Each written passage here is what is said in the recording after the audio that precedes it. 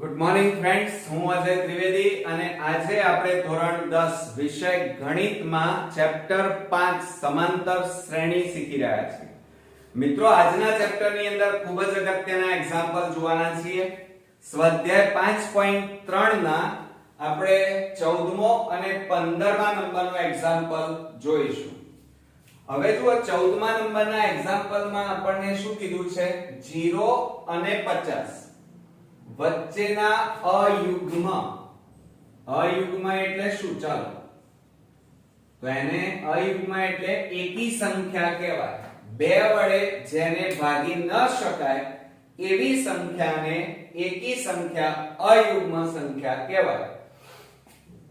તો અયુગ્મ પૂર્ણાંકોનો સરવાળો એટલે SN શોધવાના છે. હવે 0 અને 50 ની વચ્ચે આવતી અયુગ્મ સંખ્યાઓનો સરવાળો શોધવાનો છે. તો પહેલા સૌપ્રથમ આપણે સમાંતર શ્રેણી બનાવી દઈએ. ચાલો, આ સમાંતર શ્રેણી.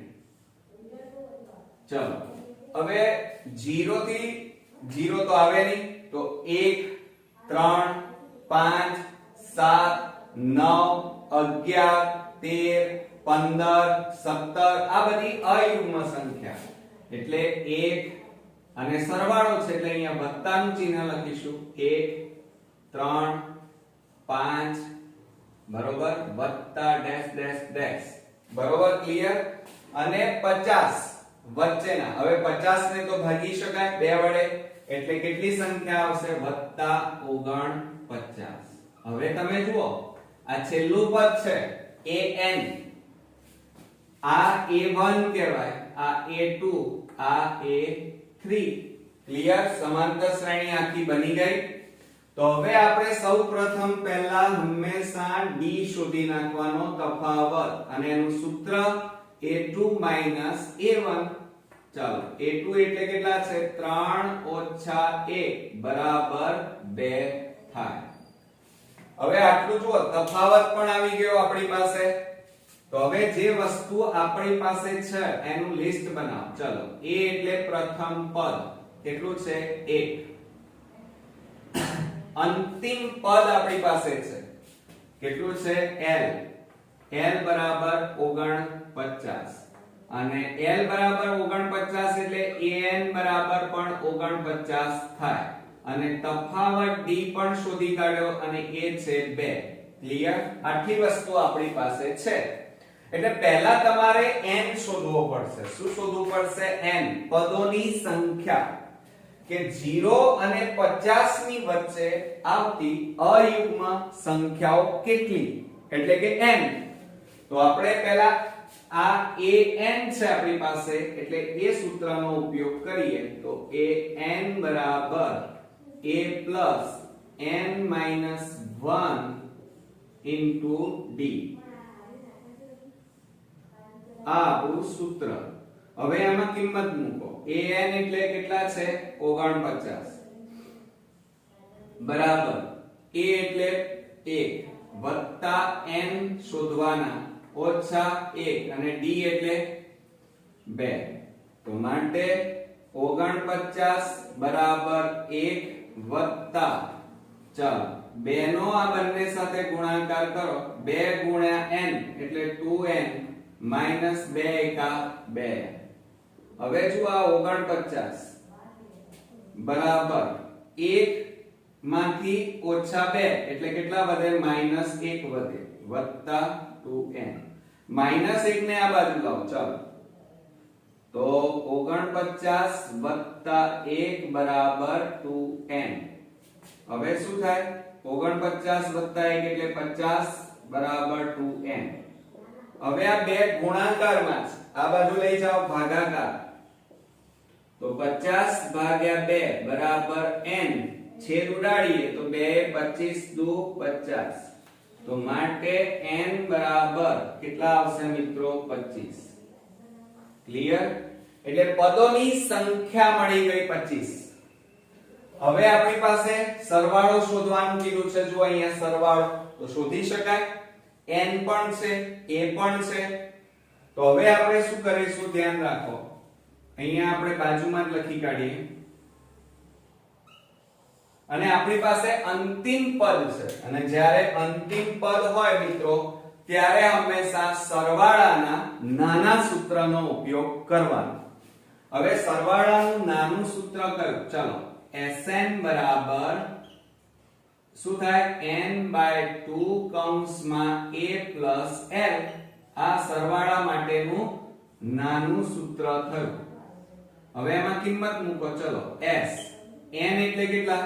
જુઓ હવે 25 પદો બરાબર અહીંયા 25/2 કૌંસમાં a એટલે 1 અને વત્તા l એટલે 49 અંતિમ પદ માટે s 25 બરાબર અહીં છેદ નહીં ઉડે 25/2 ગુણ્યા 49 વત્તા 1 એટલે કેટલા થાય? 50/1. 2 25 દુ 50. તો માટે s 25 બરાબર 25 ગુણ્યા 25. ચાલો 25 ગુણ્યા 25 કરશો તો આપણે જાણીએ છીએ 625 થાય. કેટલા થાય? વર્ગ કરીએ એટલે તો આ બંનેનો ગુણાકાર આવી ગયો 625 એટલે જવાબ આવ્યો કે 25 પદોનો સરવાળો 625 થશે. ક્લિયર? આવડે છે ને? એકદમ ઈઝી. હવે આપણે 15મા નંબરનો એક્ઝામ્પલ જોઈએ. હવે મિત્રો તમે આ રકમ જોઈને થોડા ડરી જશો કે સર આવડો મોટી રકમ મજા નહીં આવે, કંટાળો, બોરિંગ. કારણ કે મોટા ભાગના સ્ટુડન્ટ્સ આવી મોટી રકમ જોઈને ડરી જાય છે. મિત્રો એકદમ ઈઝી છે. ચાલો જુઓ, રકમ ભલે મોટી છે પણ દાખલો એકદમ ઈઝી છે. જુઓ, નિર્માણ કામ માટે થયેલ કરારમાં નિશ્ચિત તારીખ કરતા વિલંબથી પૂરા થતા કામ માટે નીચે પ્રમાણેના દંડની જોગવાઈ છે. એટલે જે કામ કરવાનું છે એ જો મોડું થાય તો દંડ ભરવો પડે. જો એક દિવસ મોડું થાય તો 200 રૂપિયા, બીજા દિવસ માટે 50 રૂપિયા વધતા જાય એટલે 250 રૂપિયા ભરવા પડે દંડ પેટે. ત્રીજા દિવસે 300 રૂપિયા. ધ્યાન રાખજો, પ્રથમ દિવસે કેટલા ભરવા પડે? 200, બીજા દિવસે 250 અને ત્રીજા દિવસે 300 રૂપિયા ભરવા પડે અને ચોથા દિવસે 350 50 50 ઉમેરતા જાઓ. જેટલું મોડું કરો એટલો દંડ વધતો જાય. પ્રત્યેક દિવસ માટે દંડની રકમ આગળના દિવસ કરતા 50 વધુ છે જો કોન્ટ્રાક્ટર 30 દિવસ, કેટલા દિવસ? 30 દિવસ મોડું કરે છે. વિલંબ કરે, વિલંબ એટલે મોડું કરે, તો તેણે ભરવી પડતી દંડની રકમ શોધો.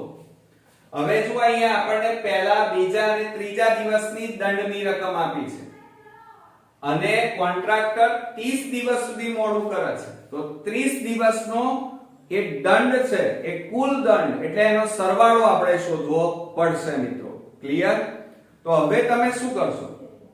તો હવે ધ્યાન રાખજો આપણે બરોબર કે આપણી પાસે પ્રથમ દિવસ, બીજો દિવસ અને ત્રીજો દિવસ એમ 3 દિવસનો દંડ આપ્યો છે. એટલે પહેલી આપણે સમાંતર શ્રેણી નક્કી કરી લઈએ. તો અહીંયા આપણે લખીએ સમાંતર શ્રેણી. આપેલી નથી, આપણે આના રકમ ઉપરથી બનાવવી પડશે.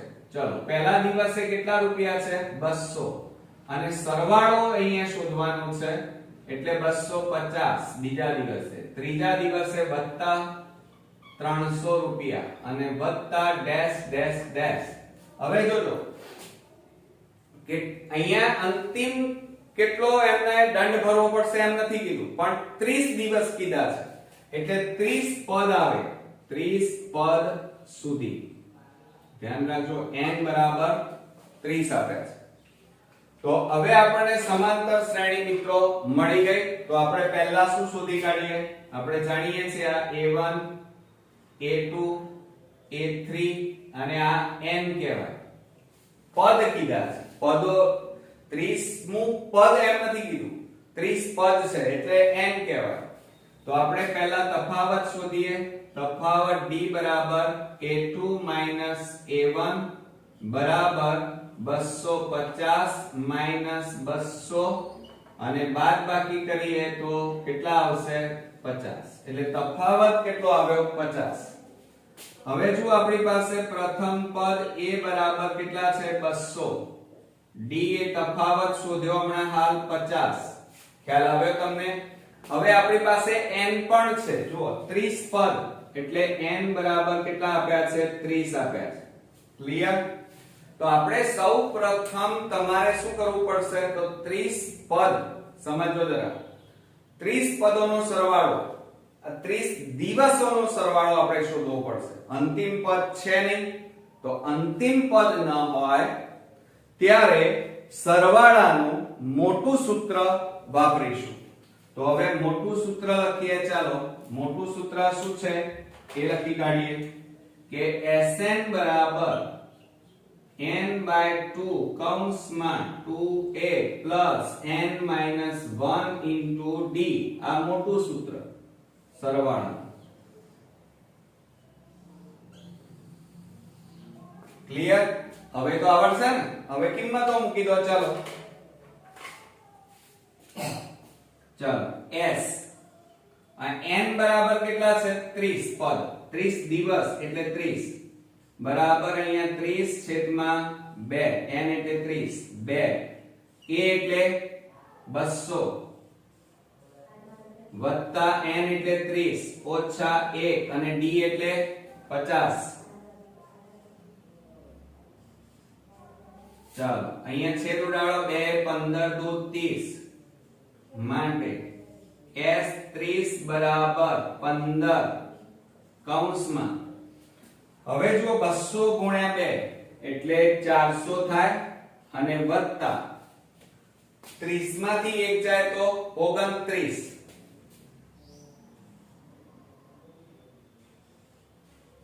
ગુણ્યા 50. હવે જુઓ આટલું કર્યા પછી ધ્યાન આપજો બરોબર. s 30 બરાબર 15 કૌંસમાં 400 વત્તા. હવે આ બેનો ગુણાકાર કરો. 29 ગુણ્યા 50. 50 એટલે જુઓ 50 છે. 50 ગુણ્યા 29 એટલે શું થાય? આ 0 તો મૂકી જ દેવાનો. 5 9 45 નો પાંચડો વધી પડી 4. 5 દુ 10, 10 ને 4 14. કેટલા આવ્યા? 1450 આવ્યા. આ 29 ગુણ્યા 50 કર્યા તો 1450. હવે s 30 પદો 15 ગુણ્યા. ચાલો હવે આ બેનો સરવાળો કરો. 1450 વત્તા 400 તો 1850 આવ્યા. કેટલા આવ્યા? 1850. હવે જોજો s 30 બરાબર, હવે આ બેનો ગુણાકાર કરો. ચલો આ 0 તો પહેલા મૂકી જ દઈએ. બરોબર? 185 ગુણ્યા 15 કરીએ. ગુણ્યા 15 0 5 8 1 5 5 25 5 8 40 2 42 નો બગડો વધી પડી 4 5 1 5 5 4 9 5 7 9 8 17 1 ને 1 2. કેટલા આવ્યા મિત્રો? 2700. અહીંયા 75 તો અહીંયા લખી કાઢીએ 2775.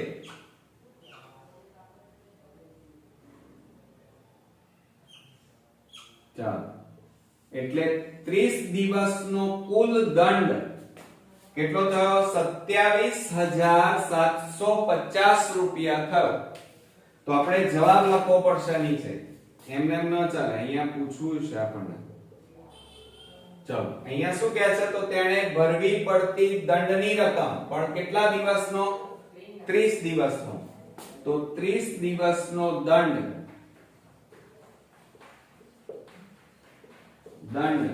બરાબર 27750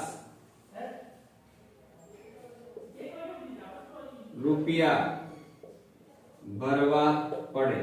ક્લિયર? આવડે મિત્રો? છે ને એકદમ ઈઝી. રકમ ભલે મોટી હોય ગભરાવાનું નહીં. બરોબર? આપણે દાખલાને એકદમ ઈઝી બનાવીશું, પણ જો તમે નિયમિત વિડિયો જોયેલા હશે તો તમને આ ચેપ્ટરો ક્લિયર એકદમ બેસ્ટ રીતે આવડતા હશે અને તમે દરેકે દરેક દાખલાઓ સરળતાથી મિત્રો ગણી શકશો. તો નેક્સ્ટ એક્ઝામ્પલ માટે નેક્સ્ટ વિડિયોમાં પાછા ફરી મળીશું. ત્યાં સુધી ગુડ નાઇટ મિત્રો.